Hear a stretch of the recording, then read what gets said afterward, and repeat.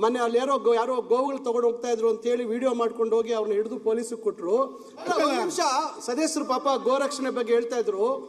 ವಾಸ್ತವಾಂಶ ಸ್ವಲ್ಪ ಅರ್ಥ ಮಾಡ್ಕೋಬೇಕು. ನನ್ನ ಕ್ಷೇತ್ರದಲ್ಲಿ ಮೊನ್ನೆ ಒಂದು ನಿಮಿಷ ಕೇಳಿ. ಈಗ ಹೈನೋದ್ಯಮದಲ್ಲಿ ಇರ್ತಕ್ಕಂಥವ್ರಿಗೆ ಆ ಕಷ್ಟ ಏನು, ಅದ್ರ ನೋವೇನು ಅಂತಕ್ಕಂಥದ್ದು ಗೊತ್ತಾಗುತ್ತೆ. ಮೊನ್ನೆ ಅಲ್ಲಿ ಯಾರೋ ಗೋವುಗಳು ತಗೊಂಡು ಹೋಗ್ತಾ ಇದ್ರು ಅಂತ ಹೇಳಿ ವಿಡಿಯೋ ಮಾಡ್ಕೊಂಡು ಹೋಗಿ ಅವ್ರನ್ನ ಹಿಡಿದು ಪೊಲೀಸಿಗೆ ಕೊಟ್ಟರು. ನಮ್ಮಲ್ಲಿ ಒಂದು ದೊಡ್ಡ ಸಂತೆ ಇದೆ. ಪ್ರತಿ ವಾರ ಅಲ್ಲಿ ಒಂದು ಹಾಲು ಕೊಡ್ತಕ್ಕಂಥ ಹಸುಗಳು ಅಥವಾ ಬೇರೆ ಇದಕ್ಕೆ ಹೋಗ್ತಕ್ಕಂಥದ್ದಕ್ಕೆ ಹೋಗುವಂಥ ಹಸುಗಳಲ್ಲಿ ಮಾರಾಟಕ್ಕೆ ಬರ್ತಾರೆ. ನೀವು ಅಲ್ಲಿ ಏನಾಗಿದೆ, ನಮ್ಮ ಭಾಗದಲ್ಲಿ ಹೈನೋದ್ಯಮ ಮಾಡ್ತಕ್ಕಂಥವ್ರಿಗೆ ಗಂಡು ಕರು ಹುಟ್ಟಿದಾಗ 2 ದಿವಸದ ಮೇಲೆ ಇಟ್ಕೊಳಲ್ಲ. ಇಲ್ಲಿ ಎಲ್ಲ ಯಾರು 99% ಎಲ್ಲ ರೈತರೇ, ಯಾರು 2 ದಿವಸದ ಮೇಲೆ ಇಟ್ಕೊಳಲ್ಲ.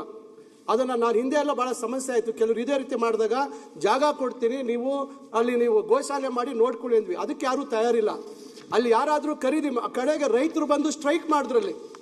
ನಾವು ಸುಮಾರು 15-20 ಸಾವಿರ ಬಾಡಿಗೆ ಕೊಟ್ಟು ಕಾಲು ಮುರಿದೋಗಿದೆ ಹಸುಗೆ, ಇನ್ನೊಂದಾಗಿದೆ ಮತ್ತೊಂದಾಗಿದೆ, ಇಲ್ಲಿ ಯಾರು ವ್ಯಾಪಾರ ಮಾಡ್ತಾ ಇಲ್ಲ, ಇನ್ನೊಂದು ಆಗ್ತಾ ಇಲ್ಲ ಅಂತಕ್ಕಂಥದ್ದು. ಇದು ರೈತರಲ್ಲಿ ತಿಳುವಳಿಕೆ ಮೂಡಿಸುವಂಥ ಕೆಲಸ ಆಗಬೇಕು.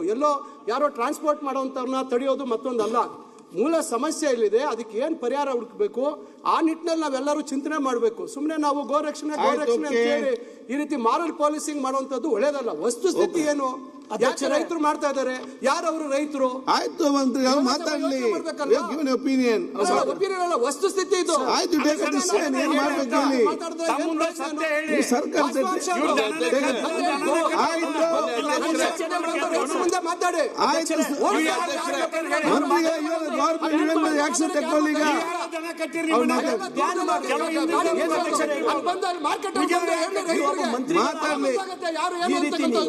ಮಾತಾಡ್ಲಿ.